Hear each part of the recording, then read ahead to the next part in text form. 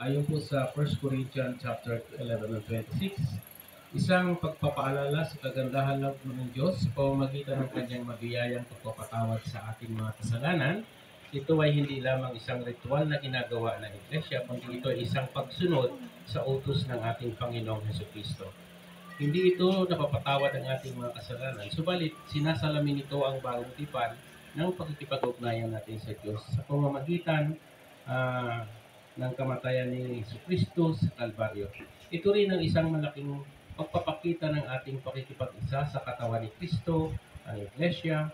Ang babala ni Apostol Pablo ay nagsisilbing paalala sa atin sa hapag ng Panginoon ay isang gawaing pinag-isa at hindi pinagbabahagi-bahagi ang mga mananampalataya kay Kristo. At mga kapatid, ipanalangin po natin ang hawakan mo lang yun, panalangin natin. Sabi dito, Panginoong naming Diyos, lubos ang kaming nagpapasalamat sa iyong dakilang pagmamahal sa amin. Bagamat kami po ay hindi karapat-dapat sa iyo, minarapat po pa rin kami maging anak sa pamamagitan ng pagkamatay ni Jesucristo sa Kalbaryo para sa ikapagpapatawad ng aming kasalanan. Dalangin po namin sa aming pagtanggap ng katawan ni Jesus na napayubay sa krus. Patuloy po ninyong pag-alabin ang aming mga puso sa pagpupuri sa iyo. Pagpalain mo ang hostyang ito upang maging pagpapala rin sa amin sa pangalan ng Panginoong Jesus.